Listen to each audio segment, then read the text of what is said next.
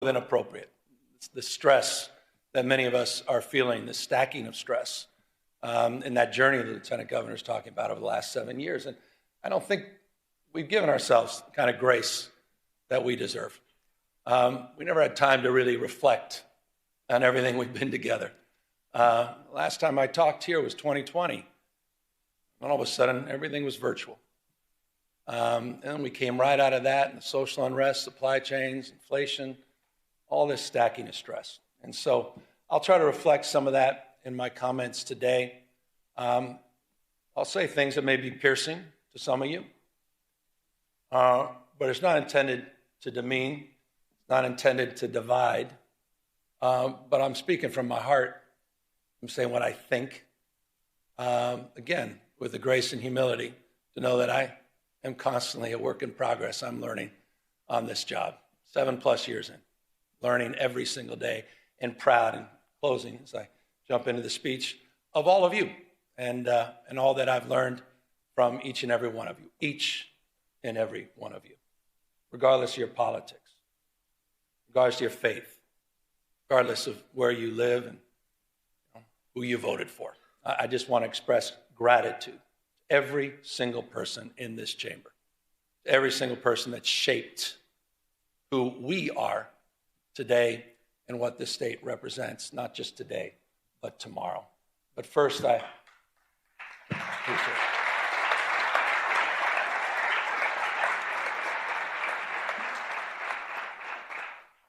Speaking of shaping things, I've been thinking a lot about, your final speech. Think about your life. Think about your journey. Think about the things that shaped you. And I'll begin a little bit with that, about having spent nearly my entire life, now almost 6 decades, along the rivers of this remarkable state, from my youthful days on the upper American River with my dad to my time with my own children downriver, not too far from here.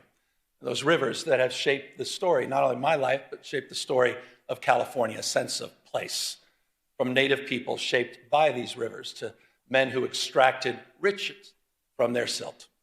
The shout of Eureka, Eureka, when the madness began. Fortunes were made, fortunes were lost, time over and over again. Farmers who worked the soils nourished by those rivers, settlements that turned into towns, towns that turned into thriving American port cities, industries in our state flourished. Through 2 world wars, a Great Depression, and social upheaval, booms and busts, California endured. California thrived. And the rivers, they kept flowing.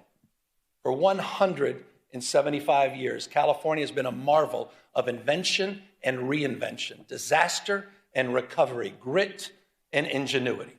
We've found ways to build the future over and over.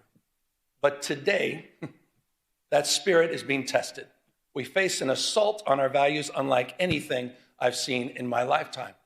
The federal government, respectfully, it's unrecognizable, protecting the powerful at the expense of the vulnerable.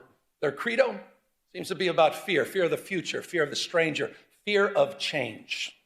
In Washington, the president believes that might makes right, that the courts are simply speed bumps, not stop signs, that democracy is a nuisance to be circumvented, secret police, businesses being raided, windows smashed, citizens detained, citizens shot, masked men snatching people in broad daylight, people disappearing, using American cities as training grounds for the United States military, purposeful chaos emanating from 1600 Pennsylvania Avenue, shifting a tax burden from the wealthy, from billionaires to small businesses, ranchers, farmers, and the middle class, lining the pockets of the rich, crony capitalism at unimaginable scale, state capitalism, self-dealing, profit-making, not policy-making, rolling back rights of marginalized communities, rewriting history, censoring historical facts.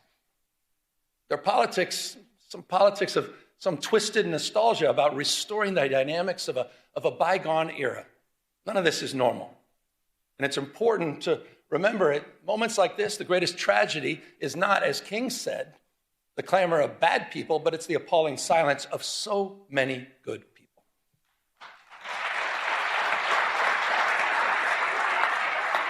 Not normal. But in California, we're not silent. You're not silent. You're not hunkering down. We're not retreating. We're a beacon. The state is providing a different narrative, an operational model, a policy blueprint for others to follow. This state, this people, this experiment in democracy belongs not to the past, but it belongs to the future. Expanding civil rights for all, opening doors for more people to pursue their dreams, dreams that are not exclusive, not to any one race, not to any one religion or class, standing up for traditional virtues, compassion, courage, and a commitment to something larger than our own self-interest, and asserting that no one, particularly the President of the United States, stands above the law.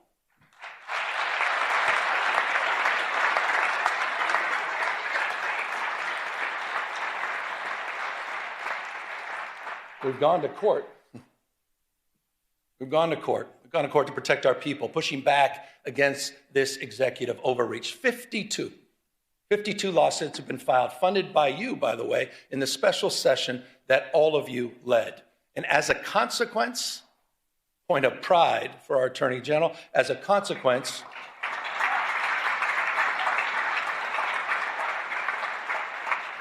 we preserved about $168 billion in illegally frozen federal resources that belong to our schools, that belong to our hospitals, that belong to our seniors, resources that belong to all the people of this great state. We have one request for emergency relief, and we have affirmed the Constitution of the United States as the supreme law of the land.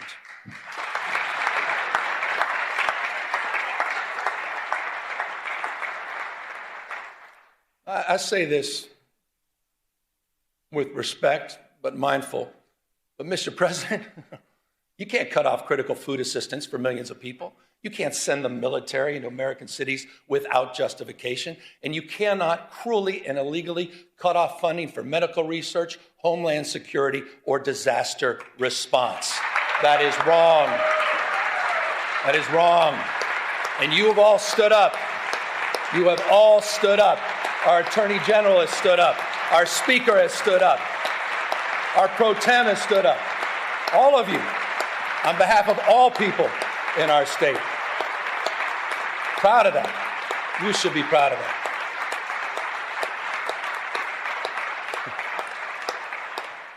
Well, I'm not naive.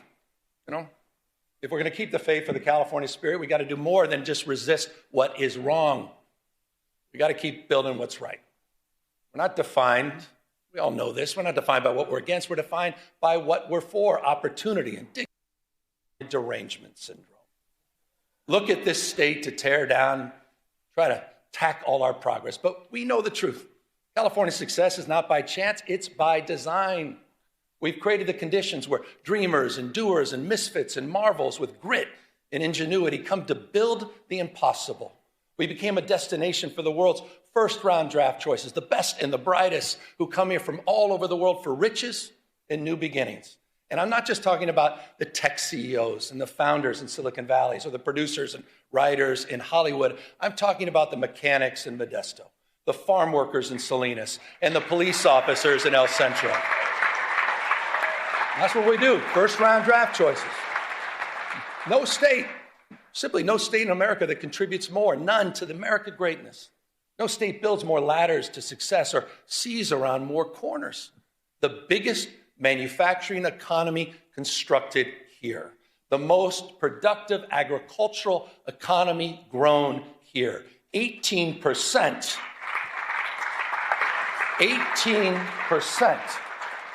18% of the world's R&D invested right here in California. 1/2 of America's unicorn companies, those companies valued over $1 billion, 1/2 are in the great state of California. And get this, the happiest cities, right here in California, you know who you are.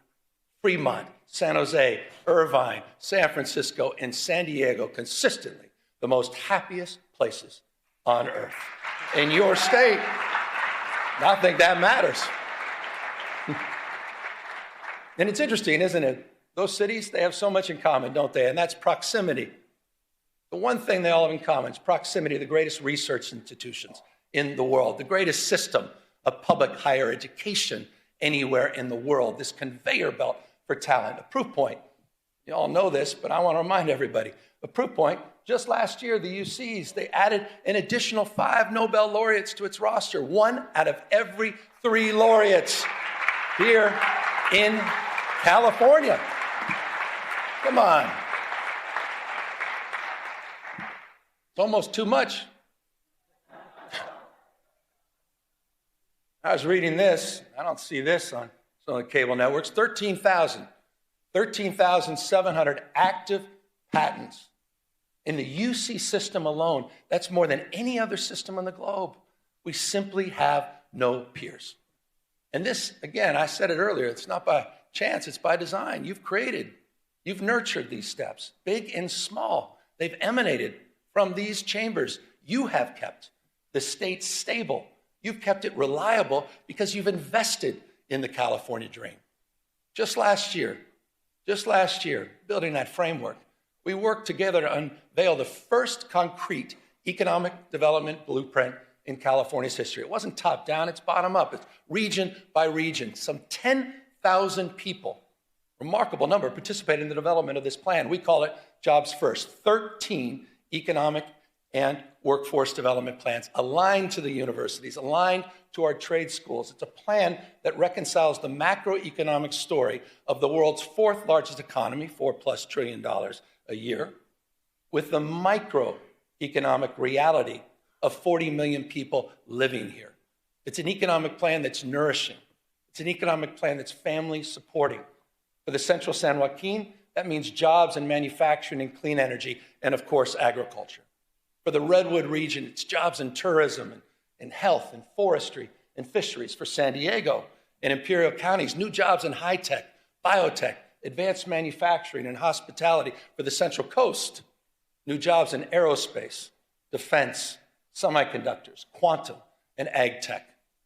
We're doing all of this in conjunction, by the way, with our wildly successful Cal Competes tax credit program that's helping businesses hire more Californians, expanding innovation all across our state. Proof points, aerospace engineering in Torrance, beneficial, hydrogen fuel cell manufacturing in Lancaster, fusion R&D in San Leandro.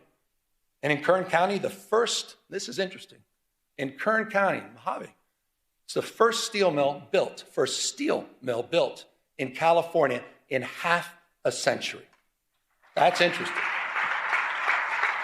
By the way, and I'm going to get to the budget in a second, but this is a little bit of a preview. By the way, I'll be requesting all of you, with your indulgence in tomorrow's budget, that we reauthorize.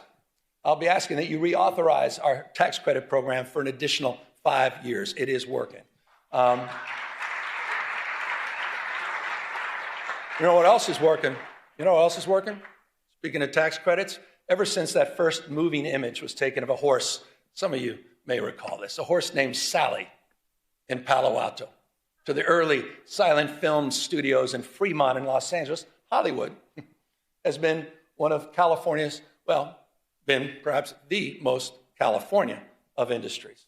And that's why we're proud we worked together last year to double down on our film and tax credit programs. And not only keep our iconic industry here, but all the unionized camera operators, stunt performers, wardrobe, and set designers. It's a point of pride, and that program is working and producing real results because of your leadership.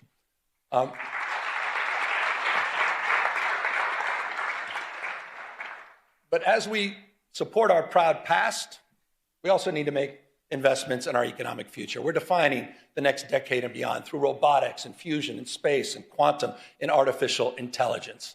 And speaking of which, I understand it goes without saying that no technology holds more promise, also and more peril to jobs, our economy, to our way of life than artificial intelligence. Bottom line is the tech genie's out of the bottle. The question is not whether change is happening, it is. The question is, what values will guide us into this new frontier? And that's a question you're answering, that we are answering. Last year, we worked together on landmark legislation to create the nation's first rules for responsible, ethical, and safe use of AI. Regulations that provide guardrails that balance risk and opportunity. This was a consensus effort and a template for the nation where you may have just seen, just recently, New York State adopted our approach, your approach here in California, and made it their own. That's California leadership. We're leading the way in this space. It's how we're shaping the future. And it's a unique combination, isn't it, of conscience and capital, entrepreneurial and innovative spirit that encourages risk-taking but discourages recklessness. Policy that creates predictability, so investors have confidence and innovators have space to dream and do. Compare this, compare that to this carnival of chaos on the national stage. All these mini dramas that we have to deal with hour by hour, this sort of vapid day trading with real world consequences. No more striking than that big, beautiful bill. I want to remind everybody what it means to all of us here in California. That big, beautiful bill is putting 1.8 million Californians at risk of losing their health insurance. 2 million facing premium increases. 2 million. Cuts in food aid poised to impact some 375,000 Californians. And for what? For what? All to benefit the top 10% of this country. People already own 2/3. Top 10%, 2/3 of the household wealth. Plutarch, Brown quoted Cincinnatus in his last speech. I'll quote Plutarch. Said the imbalance, said this almost about 2,000 years ago. He warned the Athenians. Imbalance, 2,000 years ago. The imbalance between the rich and the poor is the oldest and most fatal ailment of all republics. Think about that. 2,000 years ago. It's just not sustainable. It's not. Understanding the lessons of the past, California, all of us, we marched the beat of a different drum. We built one of the most progressive tax systems in the nation. One that asked high-income residents to pay a little bit more without punishing those that are making a little bit less. Think about this, and I hope folks over here think about this. There are 11 states in the United States of America that tax their middle wage earners more than the state of California. There are 16 states in the United States of America that tax their low wage earners more than California taxes its high wage earners. So the question to all of you, who are the high tax states? Just consider Texas. Just consider Florida, the two most regressive tax states in America. They're hammering their low income earners. They're hammering them more than their wealthiest. Who are the high tax states? California stands for fairness. And by the way, it's not just in our tax code and our tax policy in more ways than one. And that's why I was proud. I was proud to work with all of you last year, proud to work with the legislature to raise the minimum wage for fast food workers in this state to $20 an hour. And also, that's a point of pride. And how about those healthcare workers? The highest minimum wage in the United States of America, working with you at $25 an hour. But there's some of you probably thinking, no, well, that's just too bad. We should be like Alabama, maybe South Carolina, maybe like Tennessee. 20 states now across this country that keep their minimum wage at $7.25 an hour. Come on. Hasn't been raised in nearly 2 decades, the federal minimum wage. Try to pay rent, try to raise a family, try to pay for an education on $7.25 an hour. Comes down to a simple question, doesn't it? Who do you stand for?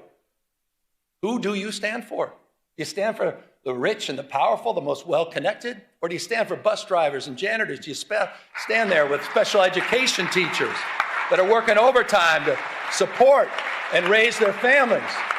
Who do you stand for? Who do you represent? It's reflected in our values. I mean it. We have to answer that question. The good news is you're answering that question. Point of pride.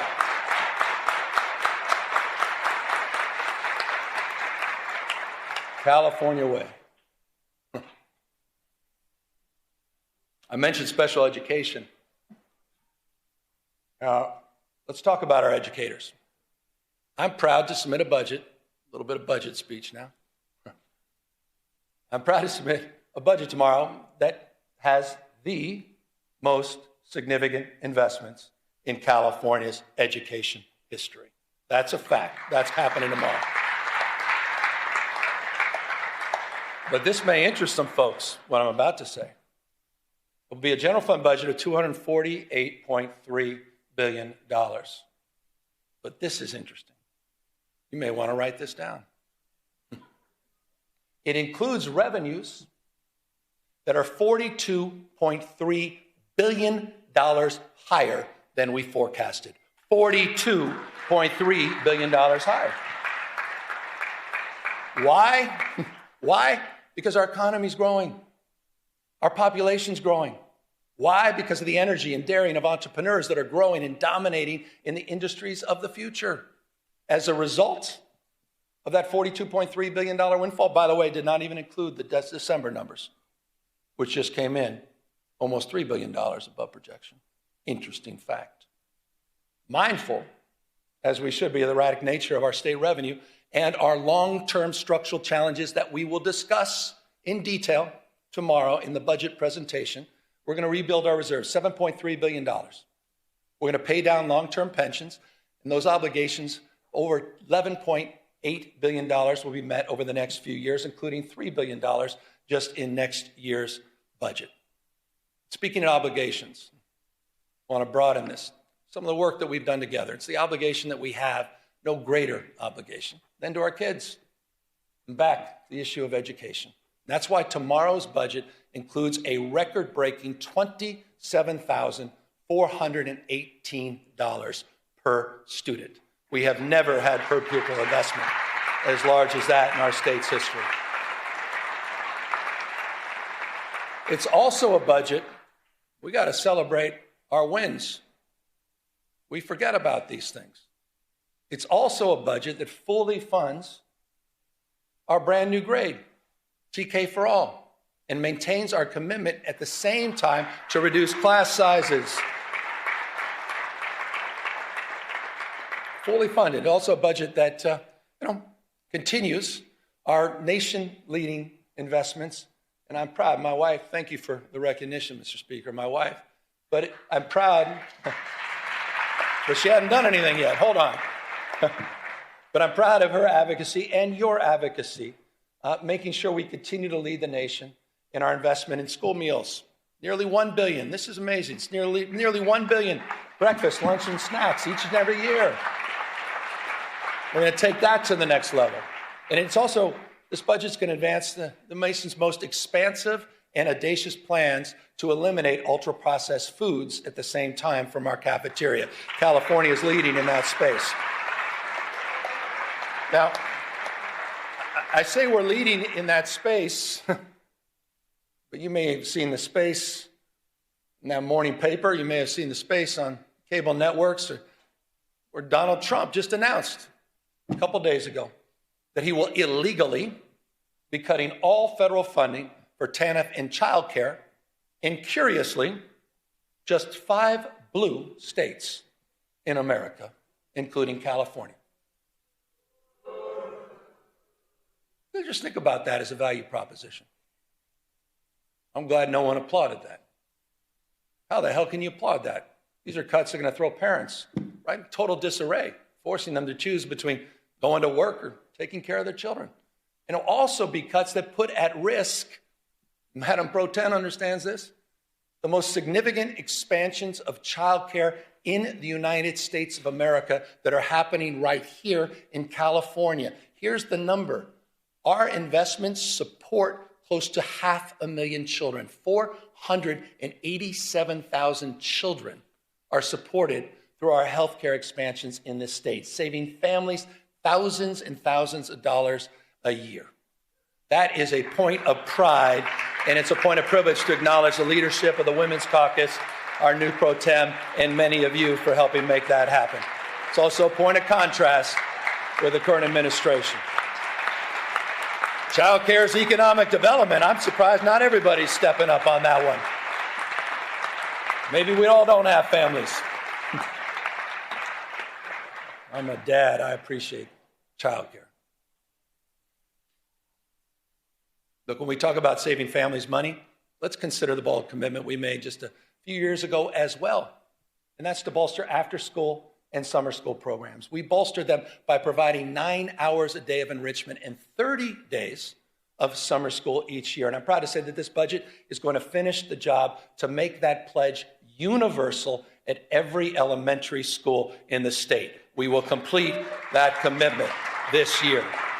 That's after school for all. We did it.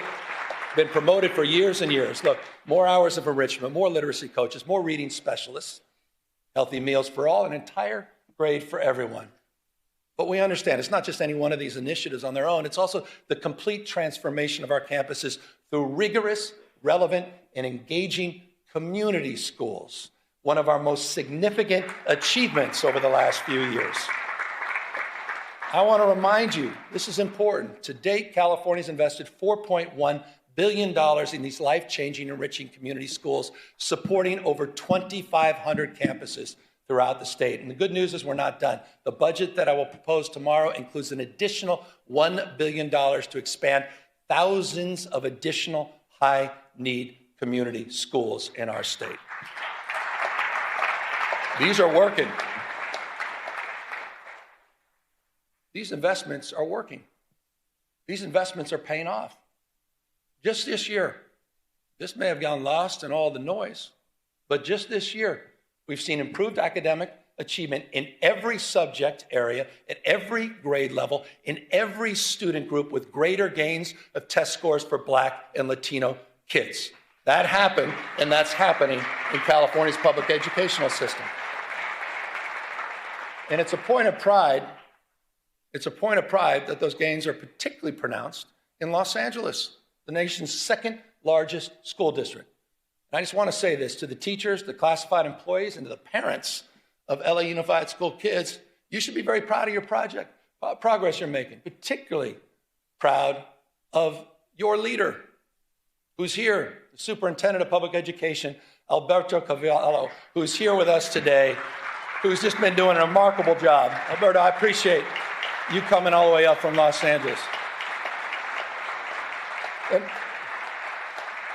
And just so you know,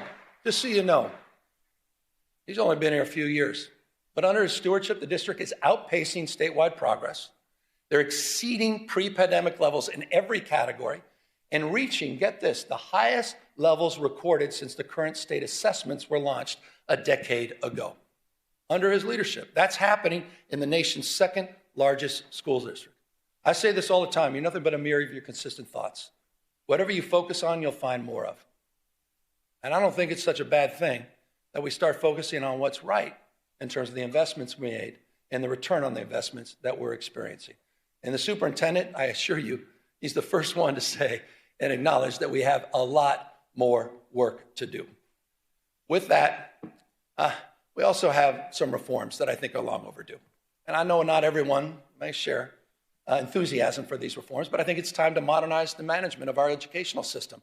So the budget I'll be submitting tomorrow proposes that we unify the policy making by the State Board of Education and the Department of Education, which I believe will allow the State Superintendent of Public Instruction to align our educational policies from early childhood through college much more efficiently. I believe that's important and long overdue reform. Speaking of long overdue, I thought we all made the right decision about getting rid of cell phones last year in public schools. I think everybody can agree on that. And if you don't agree, you're not a parent. Every parent understands this. Our kids are increasingly more anxious, more addicted, less free, less happy, because so much of their lives is lived online. So much of their lives have become performative, right? Measured by external validation, likes and followers. We're watching the spiritual health of our young people erode, quite literally, erode in real time. The vital conversation about what to do, that's played out here disproportionately in these chambers for well over the last decade. So I'm proud of all of you. I'm proud of California's leadership, leading the nation in kids' online safety, thanks to laws that you've passed, including many that I had the privilege of signing just last year on age verification, on chatbot safety, on parental controls. But recently, you saw the headlines. You may have reacted, some of you a little bit more than others, to some of those headlines in Australia. Started making you think, are we doing enough? Can we do more? And so the consequences of getting it wrong, you all understand, it's too apparent. Depression, social isolation, some cases, even marginal radicalization. If you think I'm overstating it, what's going on with our young men? What's going on with our boys? Not just online, but also offline. And forgive me for this. I paint a tougher picture, but I thought it was important. You walk into a morgue, you see 5 young people who may have taken their life by suicide. 4 are men. Boys are 14 times more likely to be incarcerated. Boys, 3 times more likely to die from an overdose, twice as likely to be homeless. 1 out of 7 men doesn't even have one friend. Half, this is interesting, may not be surprising to some of you, half of young men have not even asked a woman out on a date in person. Men are struggling. Boys are struggling. The good news is we're responding in this state. I was proud to recently issue an executive order that, among other concrete actions, creates a new service challenge. We call it the Men's Service Challenge. We're calling on 10,000 young men to step up as tutors and mentors and coaches and leaders in their communities. I think that's important. We need more young men. By the way, I saw my wife. She was kind enough to stand up. This is not an ad. But about 20 years ago, she did a landmark film about the misrepresentation of women and girls called Misrepresentation. Oprah bought it. It was very well received. 2 years later, she followed up with a documentary most folks forgot about called The Mask You Live In, 2015, about masculinity and the crisis of masculinity. Not in a toxic sense, not in a pejorative sense, but what was happening with men and boys over a decade ago. This issue is a real issue, and it is not a zero-sum issue. This is not a zero-sum issue. We'll continue nation-leading efforts for women and girls, but we have to address this issue. And it's not, again, just addressing the issue through service that's targeted at boys. It's also service that extends through our larger Service Corps initiative in California. I think this is important. California's Service Corps is now larger than the Peace Corps. No other state can lay claim to that. We have service matters. Shared experiences matter. You want to deal with all this crisis and all this stress? Shared experiences. No one's asking who you voted for. No one asks you where you live. Shared experiences. And we have a College Corps program in this state you have funded. Thank you. The College Corps program, unlike anything else in the United States, over 3,500 students are earning up to $10,000 to reduce their cost of education. And what we ask for in return is 450 hours of service. Service. I'm a Sarge Shriver guy. Service, he said, is the heart and soul of what binds us together. Helping personal character, helping with friendships, as well as helping with careers. And on the career front, I also want to highlight something that you funded. I want to highlight the progress you've made. I want to thank you for the commitment. We created the state's first master plan for career education. It was a 3-year process. We just recently completed it. It creates these seamless, debt-free pathways from school to high-paying jobs with or without college experience. We're integrating new training, strengthening these regional partnerships, and building a new career digital passport so people can track their skills. We set a goal of 500,000 apprenticeships by 2029. Today, we have exceeded that goal. Over 600,000 earn and learn opportunities, more than any other place in the country, have been funded by all of you in this chambers. That is a big accomplishment. No other state can lay claim to that. Apprenticeships matter. And these are folks in the skilled trades, right? These are the electricians and the laborers and the carpenters. And by the way, they're already at work strengthening and building the physical foundations of our state. Right now, in the state of California, we are building more infrastructure projects than at any other time since Governor Pat Brown. That is a fact. It's a fact. And by the way, we've got a website called build.ca.gov. And you'll see when you go to that website, into your districts, into your community, you'll see the progress. $109 billion currently underway, more than 28,000 separate projects supporting over 200,000+ jobs to strengthen this state. Environmental restoration, energy projects, roads, bridges, water, power, rail, ports, broadband, which are getting done for rural communities. Sites Reservoir, the first above-ground water storage in half a century, as well as the world's largest battery and solar storage project, 2,300+ megawatts in Fresno County, all moving forward, but also moving forward under California's new fast-track permitting authority that you authorized 2 years ago. Getting it done and getting it done faster.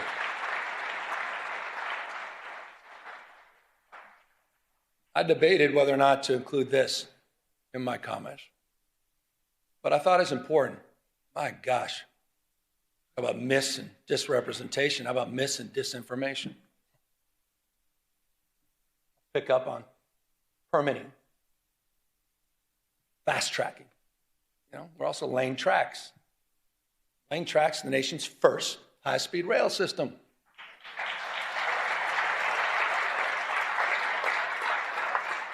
You want to do well in the future, you got to invest in the future. We want a 21st century transportation network. Full environmental clearance is done. We built over 50 major structures. More than 60 miles of guideway have been completed, ready for immediate track lane in the Central Valley. 2,270 parcels and right-of-way have been procured. Full electrification. Ask the folks in the Bay Area, they understand this. Full electrification of 51 miles of tracks for Caltrans, which is allowing people to move more quickly and more efficiently. We're connecting some of the fastest growing places in our state, and I'm proud of this. I'm proud of Fresno. I'm proud of Madera. I'm proud of Bakersfield.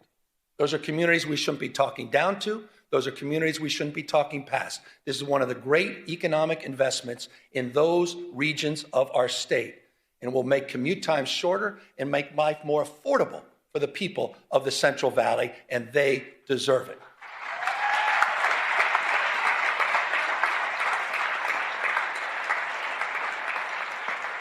By the way, affordability, it's not a word we just discovered. Certainly not a hoax. So just briefly, here's the way we think about it. I think the way most of us think about it, it's not just one issue. It's a stacking of many, many issues on top of each other. But the one issue that impacts more things in more ways on more days, pretty self-evident, cost of housing. It's really California's original sin. For decades, it's true.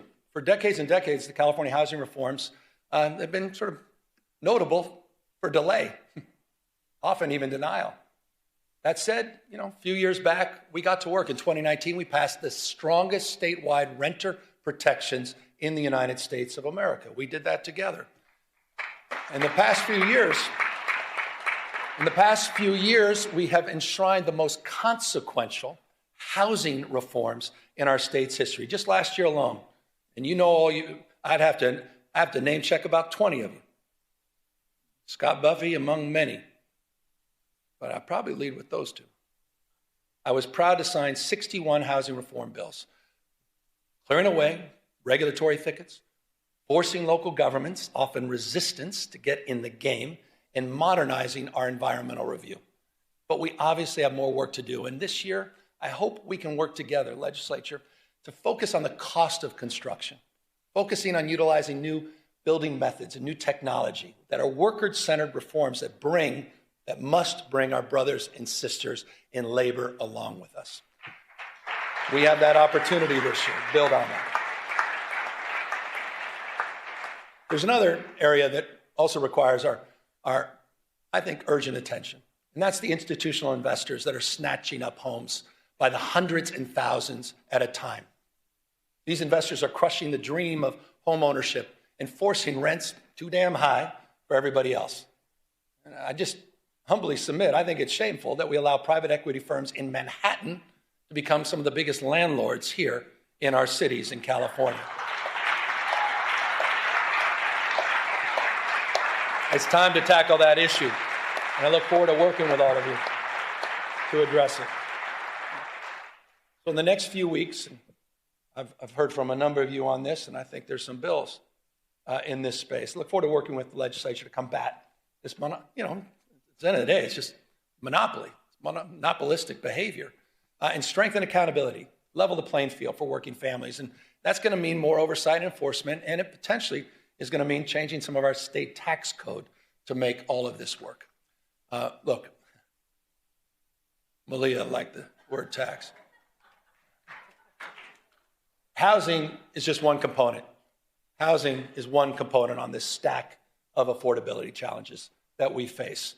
And that's why our stack of solutions has included more than tripling the earned income tax credit in this state and providing some $7.6 billion back into the pockets of people since 2019. We've created the Young Child Tax Credit, the Foster Youth Tax Credit, new programs that we created together. And I'll remind you, we increased paid sick leave and paid family leave, allowing eligible workers, this is important, just went into effect, to receive up to 90% of their wages while they're raising and supporting their families. Few states in America are doing that. Through all of these programs, through all of these targeted tax credits, these rebates and program expansions, the average California family now saves $18,000. Not insignificant, $18,000.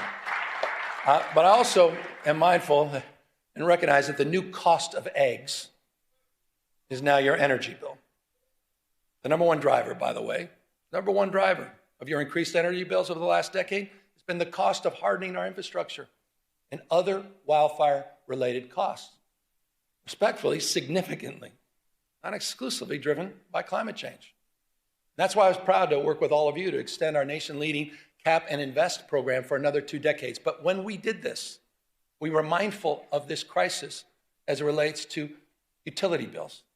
And we provided in that extension close to $60 billion in rebates for your monthly energy bills. This legislature did that.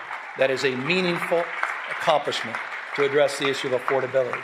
We also worked across our differences, finally, after years and years, to come up with a new energy market, a regional energy market that will also increase reliability at the same time it lowers energy bills.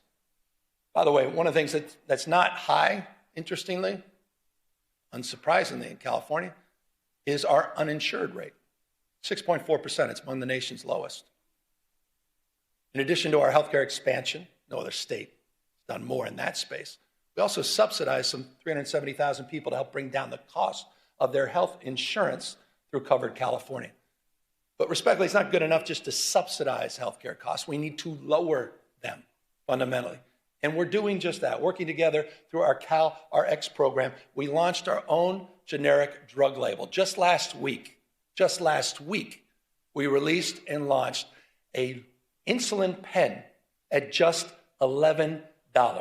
No other state can lay claim to that. It is now available to Californians. By the way, it's just like we did with naloxone last year and other life-saving drugs. So it's in that spirit that we focused on reforms, including in our mental health and homeless space. And I want to just acknowledge, when I got here, we had no homeless plan, we had no housing plan, we had no mental health plan, there's no accountability. There was little investment. Not a knock, it just wasn't the focus, the priority of Sacramento. It was the responsibility of cities and counties. I know this intimately as a former mayor. When I was mayor, I never thought about calling Arnold Schwarzenegger and say, what the hell are you doing on homelessness? Wasn't even in my consciousness. It was responsibility exclusively of cities and counties. That has fundamentally changed. We crafted new statewide programs. Just think about this. Don't forget about it. You funded Home Key. You funded Project Room Key that together have taken, quite literally, PolitiFact this, 72,000 people off the streets by converting hotels and motels and other properties into long-term housing. And by the way, we're seeing results. We're seeing results. Early data just compiled. You may have seen this. We just released it. Early data shows, and this is the important number, unsheltered homeless, that the number of unsheltered homeless in California dropped almost double digits, 9% last year in 2025. It dropped in the state of California. First time in over a decade and a half that we can lay claim to that. LA down 10.3%, Riverside down 19%, Contra Costa County down 34.8%. And I'll remind folks, by the way, you think this is unique to California. Overall homelessness in the state, in the United States of America went up 18.13% last year. California, 2025, unsheltered homeless, 9% reduction. First time in almost 2 decades.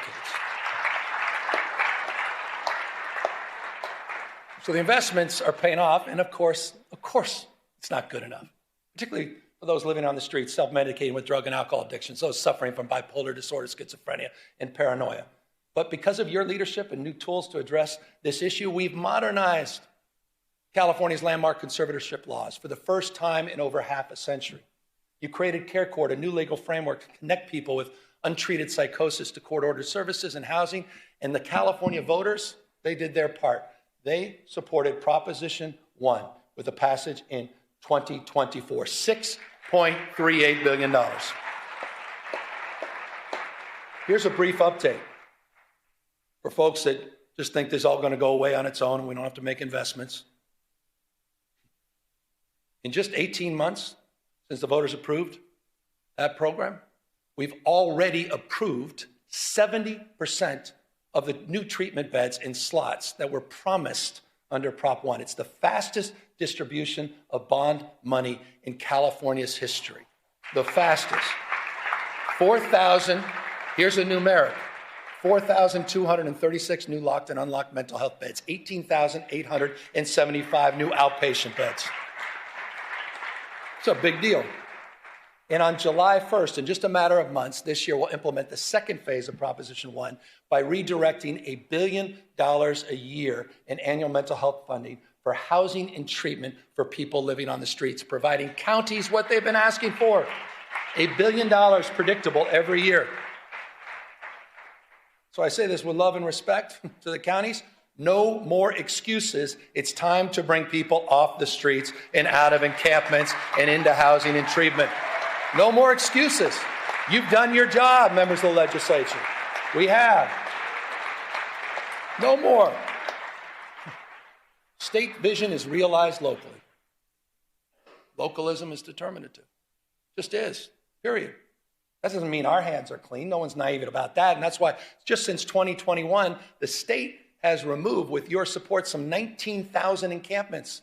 And we've worked with providers all across the state to get over 61,000 people out of those encampments and into services. We're seeing results, making streets safer for everyone, fully recognizing that quality of life is at the core of so much of the frustration people feel about our state.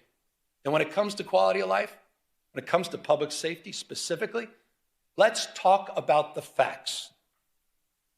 For the first time in California's history, you stepped up, did something we've never done in the past. You provided grants to police departments, prosecutors, to combat organized crime, retail theft, and hold criminals accountable. You provided $267 million to 55 local law enforcement agencies. We deployed crime suppression teams.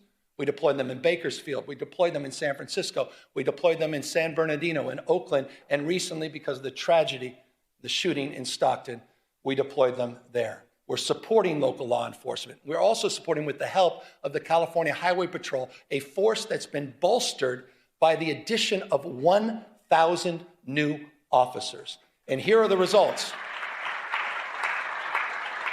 Here are the results. we have seen double-digit decreases in crime overall in the state of California. Property crime. Property crime down, aggravated assault down, car theft down, burglary down, robbery down, violent crime down. California cities are seeing record low homicide rates. Oakland, the lowest homicide rate since 1967. LA, the lowest since 1966. My old town, San Francisco, they're going to have to update their talking points, aren't they? My old town, San Francisco, the lowest homicide rate since 1954. 1954. Okay. Again, we got more work to do, but to those with that California derangement syndrome, I'll repeat, it's time to update your talking points.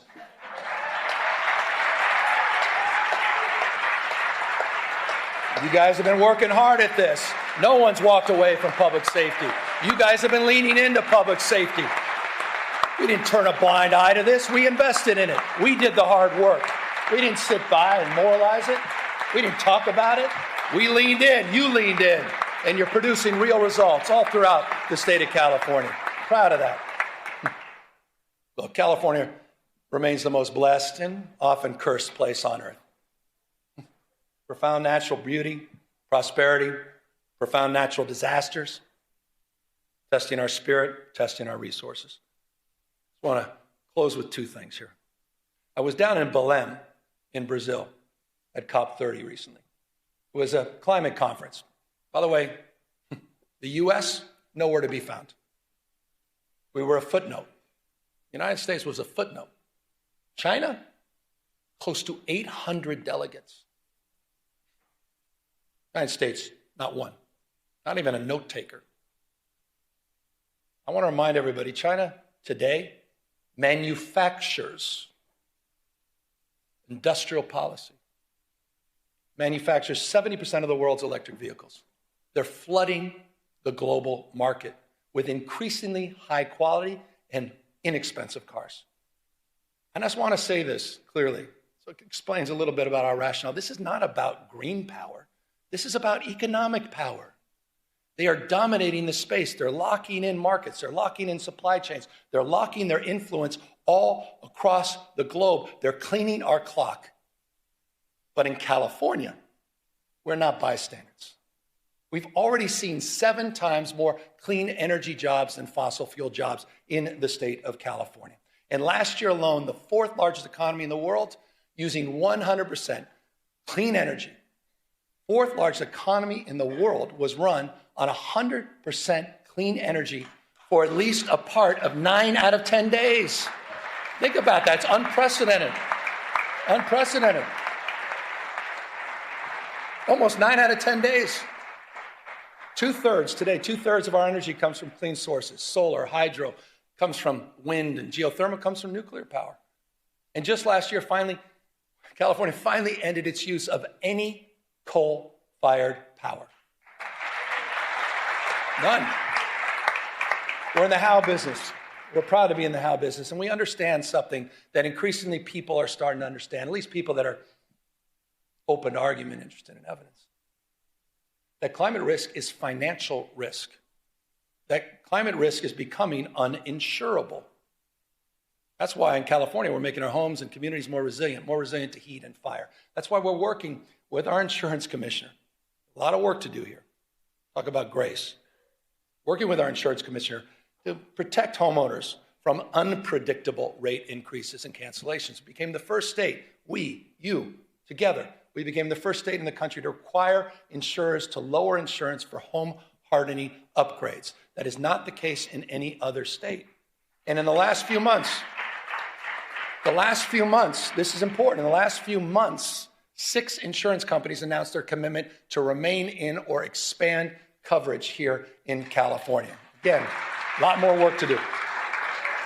That was important. That was an important milestone. You saw it, Farmers and Mercury and some of the AAA affiliates. Important milestone. We have more work to do. Fully implement the commitments we laid out in the sustainable insurance strategy, and more work to do to hold insurance companies accountable for meeting their obligation to insure in high-risk areas throughout the state of California.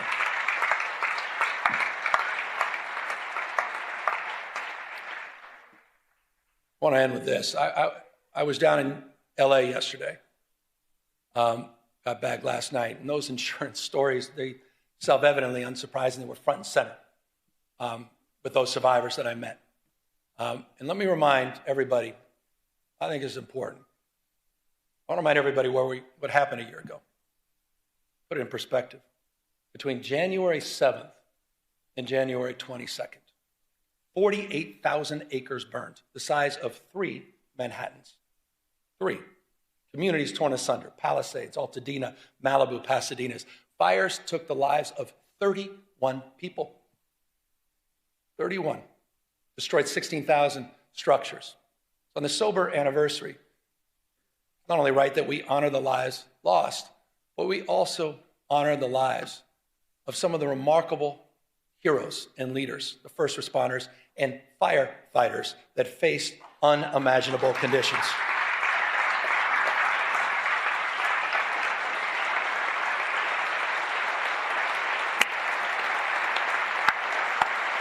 Some of you were there. You saw it.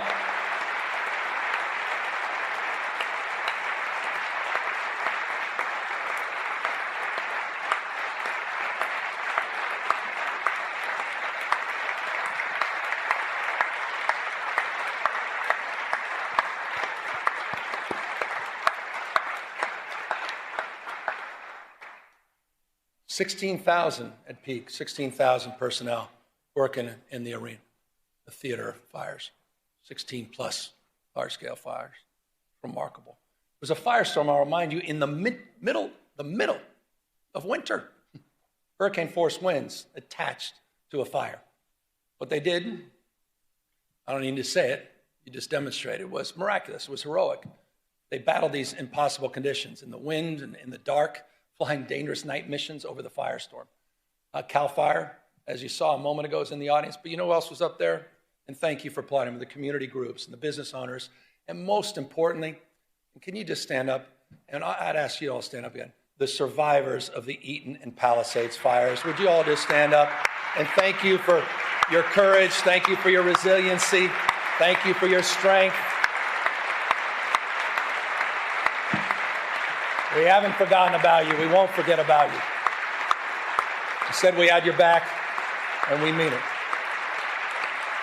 Thank you. Thank you.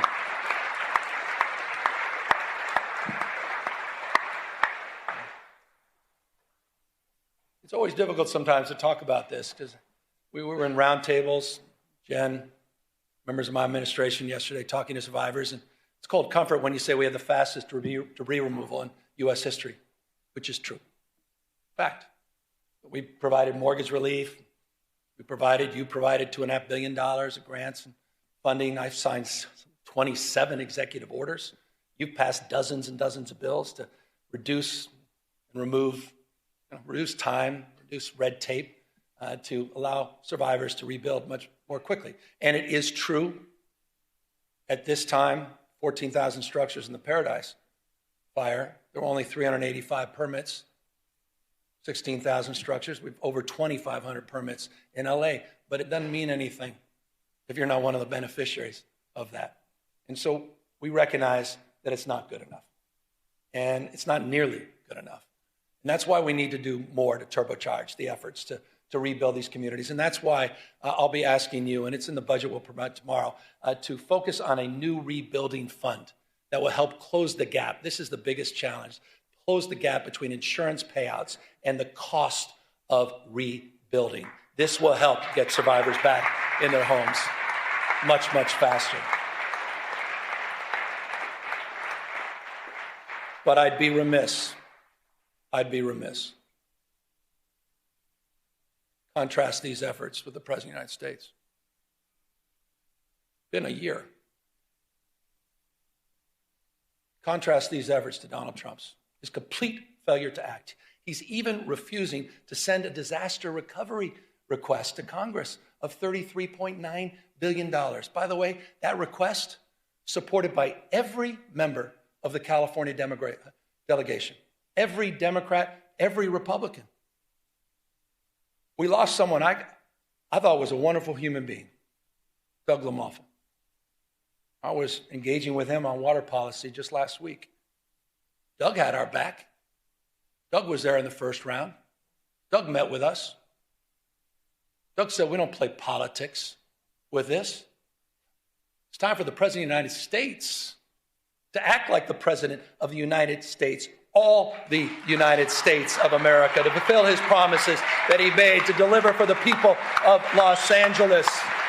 It's time for the President of the United States to do his job, not turn his back on Americans that happen to live in the great state of California. He was there. We were there for you in paradise.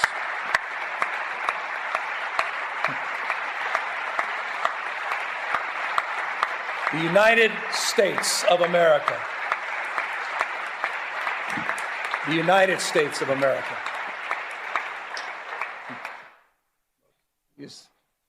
No doubt these are challenging times. It's not just because of the fires, not just because we get to the federalization of the National Guard or the assault on our democratic norms and institutions. And yet, I think it was one of our finest. Because hardship doesn't merely wound us, it reveals us. The story of California has never been a story of ease. It's a story of effort, strengthened by trial and enlarged by the people who refuse to give up on one another. We built something that is not perfect, not finished, but it's real, always moving forward, like the rivers that define our landscape. Our people themselves are unstoppable. We're home to more Americans than any other state. Culture, food, music, AI, biotech, quantum computing, agriculture, all happens here first. We don't run from change, we drive it. And we're proving that inclusive democracy works. We're proving that expanding human rights works. We're proving that legal immigration works. And we're proving that a progressive tax structure works. California's never been about perfection. We're about persistence, the courage of our convictions and the strength to embody them. That's the California way. And it lights the path for the rest of the world. The work we do, the work you do, building a California where every person can see themselves is never ending. And so we continue on. Because years from now, we can tell our children we did not settle for the world as it was. We can say with pride, we built something worthy of them. We built the future. Thank you all very, very much. Thank you to this legislature for your remarkable leadership. Thank you.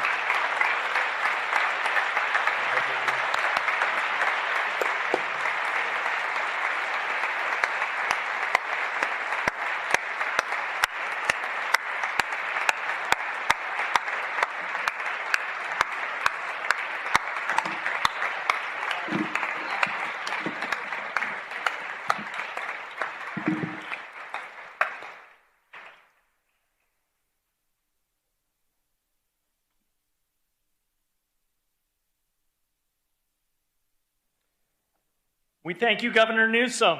Without objection, the Governor's State of State address shall be printed in the Journal as a special appendix, a separate appendix. The joint convention is adjourned sine die. Members and guests, please remain in place while we allow the Governor to depart the chamber.